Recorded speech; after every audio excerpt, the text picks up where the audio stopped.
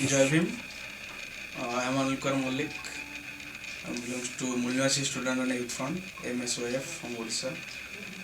Yesterday, in 22nd November, we had a protest against incompetence and negligence of state government and also against central government that who has failed to prevent the Japanese encephalitis and save the tribal children in Malkanagiri, where in between 2.5 months, more than 300 children died, and the government is not taking any stringent actions and necessary steps to prevent this fatal disease, and still the government is in silent mode.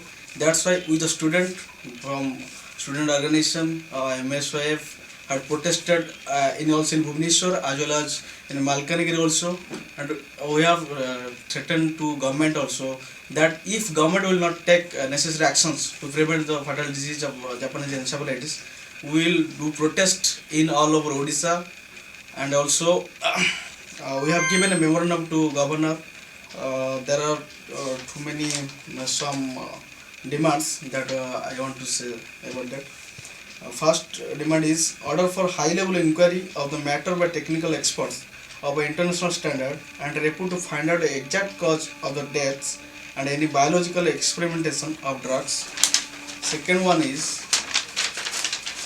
order for departmental inquiry and proceeding against the officials responsible for diagnosis and remedies of the causative disease for their inaction in 2011 and 2012, leading to very high death toll in the present year. Third one is order for urgent steps to mobilize the services of experts from the state, country and abroad, including World Health Organization, to rush to the spot and take necessary remedies to restrict the deaths to the minimum. And fourth one is order for payment of compensation to the tune of 10 lakh rupees to the family members of the children died in suspected JE on compassionate ground. Fifth one is order for steps by government for speedy economic development of the district. Sixth one, order for discard all the doctors who were appointed long ago. Seventh one, order for appoint efficient doctors of all posts. Last one is order for to open Sishu Bhavan immediately and appoint pediatric specialists. Thanks.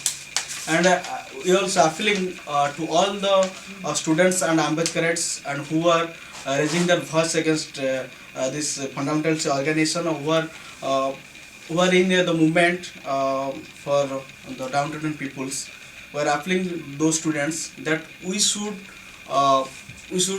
make an fact-finding team and visit the Malkanagiri and prepare a memorandum and meet Governor of Odisha and CM of Odisha and also the SCST Minister of Central Government to pressurize them to take necessary actions to prevent the fatal disease and save the innocent tribal children.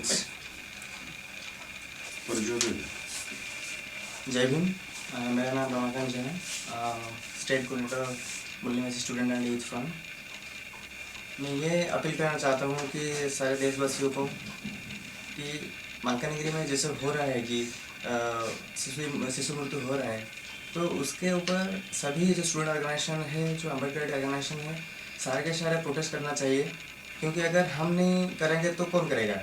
हमारी society के लिए, SC/ST OBC और minority society के लिए हम चाहते हैं कि समाज एक बेहतर समाज बने, तो इसीलिए हम सबको मिलकर लड़ना पड़ेगा। तो हम सबको मिलकर लड़ना पड़ेगा अगर चाहते हैं कि समाज बेहतर बने। तो इसीलिए सारे के सारे स्टूडेंट ऑर्गेनाइजेशन को मैं अपील करता हूँ कि सारे लोग इकट्ठा होकर जो शिशु मृत्यु हो रहा है मालकानगिरी में उसके ऊपर प्रोटेस्ट करें और गवर्नमेंट को प्रेशराइज करें कि कैसे शिशु मृत्यु रोका जाए और उनके लिए बेहतर एक मेडिकल फैसिलिटी बनाया जाए और उनके लिए शिशु भवन कैसे बनाया जाए उसके ऊपर काम करना चाहिए।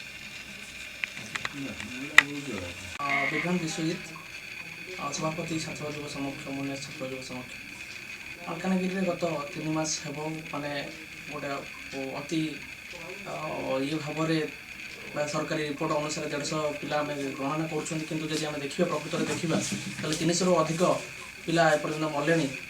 तो एभली परिस्थिति में जिते महानदी घटना हो घटना हो सरकार महानदी उपर जो आसुची पंचायतराज इलेक्शन को आखि आगे रखी महानदी इश्यू को अधिक आग को आणुची आ जो घटना घटुची जे अति संवेदनशील घटना जे 300 शिशु मला परे भी सरकार कौन आंतरिकता रहुनी ए घटना प्रति विगत दिन में घटी जाइए नगड़ा घटना को जब आखि आगे रखा तो 60 रु अधिक पिला मृत्युवरण कला भी सरकार नीरव थिला आ वर्तमान भी दीर्घ 70 वर्ष पर स्वाधीनता 70 वर्ष पर आज भी आम देखुं से नगड़ा भली घटना माल न्यूट्रिशन घटना अपपुष्टि घटना तो यह परिस्थिति रे आम समस्ते सब छात्र युवक माने जो मैंने भारत को गोटे अति समता ममता भित्तिक भारत बनवाई चाहूँगी समस्ते आम एकाठी हवा आउ ए घटना को जोरदार प्रतिवाद करवा आ परवर्ती समय किभली भाव में गोटे ए देश में एभली अपपुष्टि न हो से आम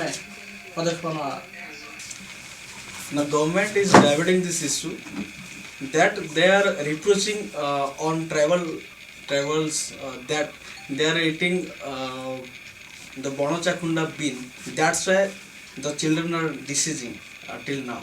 That it's a heinous conspiracy by this casteist government that they want to divert this issue because nowadays the tribal unity and the Dalit Adivasi Mahasangh are raising their voice loudly against this incompetence and negligence of this government.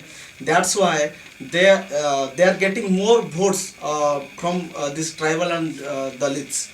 Cause in Malkanagiri there are 80% of population there belongs to Dalit and Adivasis. That's why they are trying to divert this issue. They are reproaching this issue on tribals. And also we know that very well know that in Nagada issue also there are 50 near about 60 tribal children are died in the malnutrition. After this Nagada issue, the government is not awakening and also not enlightened by this malnutrition issue. Till now, in continuous process, the tribal children are dying in malnutrition, in any fatal diseases, and continuous process they are losing. We the people, we the Mulvasis are losing our tribal and Dalit childrens. All are saying that the today's children is future of tomorrow. But what kind of actions the government is taking for these futures? Among them, among the tribals who deceased in fatal disease Japanese encephalitis, among them most of child may be be IAS officer and IPS officer, and maybe many people, many children among them be in social reformer also. They can they may be work for the development of the tribals and associates in that district also. But still, who will be the responsible of disease of the tribals? And there are the 300 and more than 300 tribals deceased in this fatal disease. Who will be the responsible for it?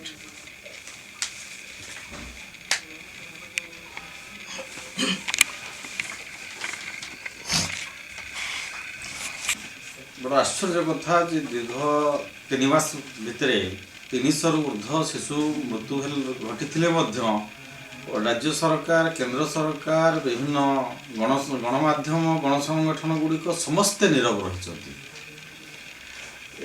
जदि आम ground zero को जाइए जो report आम देखुचु जे सेठिकार शिशु माने समस्त केवल जिला हॉस्पिटल को ही आणिकी रखा जाउछि अधिक बेटर चिकित्सा पाई कटक पठा जाऊनी ब्रह्मपुर बड़ मेडिकल को पठा जाऊनी कि निकटस्थ विशाखापाटन को पठा जाऊनी सेठी रखा जाउछि एवं सेठी मरिबा परे तांको घर को पठे दिया होछि शव को। तेणु या भितर किसी कन्सिक्वेन्स रही बोली प्रथम आम हृदय करुचु। द्वितीय कथा जे जो अंचल रोग व्यापी से अंचल शिशु मानक आनी जिला मुख्यालय रखी से बेटर चिकित्सा सुविधा जोगे देवार व्यवस्था करा जाउनी एवं तांको पुष्टिकर खाद्य सफिसीयंट देवार व्यवस्था करा जाउनी। तेणु एठी मध्ये कन्सिक्वेन्स रही। तृतीय कथा है जे जो रोग कथा से कहते जे यह हूँ जापानी इनसेफेलाइटिस बोली यह घुषुरी रु ए जीवाणु व्यापुची घुषुरी को मारी सारा पुणी प्रतिदिन 3-4 रोगी मरुंच केमती तेणु एथिरू जनापड़ी ये जापानी एनसेफालाइटिस रोग नुहे। तेणु यह सरकार जो अपपुष्टिर शिकार हो मरुंच शिशु या सरकार निजर दोष दुर्बलता घोड़ाई केवल बाहाना कर चली। प्रथमतः जापानी एनसेफालाइटिस कहूँ, द्वितीयतः पुणी एवं गोटे बाहाना नहीं हूँ बण चाकुंडा मंजी खाईकी एमानकर रोग होती। किंतु आम जाना पाऊँ 3 मास पूर्व बण चाकुंडा गचर फूल तो हो नाला, तापर 6 मासर शिशु वर्षकर शिशु सी बण चाकुंडा जाकि खाइब केमती, कलेक्शन करिवो केमती एवं ताकू से रोग हम केमती। तेणु ये समस्त कथा केवल गोटे बाहाना, ता पछरे आमर जो अनुसंधान रही आम जो आशंका करूँ से आशंका हूँ एक भयानक आशंका। ये आशंका सारा भारत वर्ष में बोधहुए प्रथम थर मनोवादी गोष्ठी, मनोवादी सरकार, मनोवादी शासक ये समस्त मिलित षड्यंत्र एक कथा ये करोटी अतीत में आपण मैंने जानी जे विभिन्न जो ड्रग्स कंपनी रही जो आमर ड्रग्स हाउस रही जो माने मेडिसिन तैयारी करती रोगर निराकरण पाई तार प्रचन थाए से अनेक समय नुआ जीवाणु सृष्टि कराती नुआ रोग तैयारी करने एवं ए रोग को ए जीवाणु गुड़ा को लेकिन से दक्षिण आफ्रिकार अति अनुन्नत अंचल लोक मान दक्षिण अमेरिकार अनुन्नत अंचल लोक मान प्रयोग करती जहाद्वारा कि शह शह लोक हजार हजार लोक से मृत्यु मुखर पड़ती और से परवर्ती समय तार निराकरण मेडिसिन तैयारी करती और लाभान्वित होती। मत आशंका लगुच जे एठिकार मनोवादी गोष्ठी से मल्टीनेशनल ड्रग हाउस मान सहित बा केमिकल जो मेडिसिन तैयारी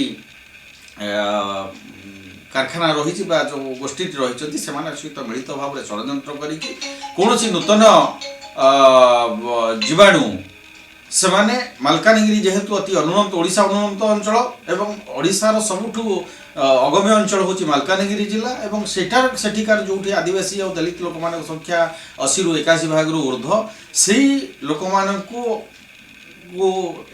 नूतन जो जीवाणु प्रयोग करिकी निजर चिकित्सा बा निजर जो कहते परीक्षा सेठी से करने चाहूँगी जहाद्वारा कि शिशुकर मृत्यु होची। तेणु यह एक भयानक षड्यंत्र। ये षड्यंत्र संपर्क में समस्ते नीरव रही। राज्य सरकार दुर्बलता, केंद्र सरकार संपूर्ण रूपे नीरव, ये कि मीडिया संपूर्ण रूपे अवहेला करुच्ची जो मानविक अधिकार संगठन रहा, ह्यूमन राइट एक्टिविस्ट रहिले कि नागरिक समाज रहा कि जो मैंने गणतंत्र बाहाना करुँच आम गणतंत्र प्रेमी बोली निजक चित्कार करुँच नीरव, वामपंथी मैंने नीरव।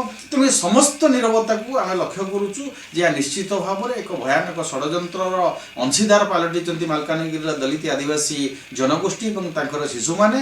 तेणु ये भयंकर विपद को आम लोकलोचन को आने मु अनुरोध करुच्ची सारा भारत वर्षर जो मैंने मानवतावादी जनसमूह बा जनसंगठन जो मैंने आंबेडकरवादी छात्र संगठन युव संगठन एवं जो मैंने ए देश में समता प्रज्ञा भातृत्वर विचारधारा रूपक एक समाज गठन पर प्रयासी अछंती बा चाहूँगी एवं जो मैंने आंबेडकर विचारधारा को प्रस्तावित करने संविधान को विशेषकर संविधान को प्रस्तावित करने उद्यम करुँच समस्ते आगे आसवा दरकार एवं एक सम्मिलित उद्यम ये मनोवादी षड्यंत्रकारी षड्यंत्र को पर्दाफाश करने दरकार एवं या विरुद्ध एक जनमत तैयारी करी ये लोक दलित आदिवासी लोक किभली भाव में बंचार अधिकार मिल संविधान 47 धारा को किभली भाव में लागू करा समस्त को बंचार अधिकार मिल से संपर्क में उद्यम करने दरकार। तेणु समस्ते निश्चित भाव में आगे आसवे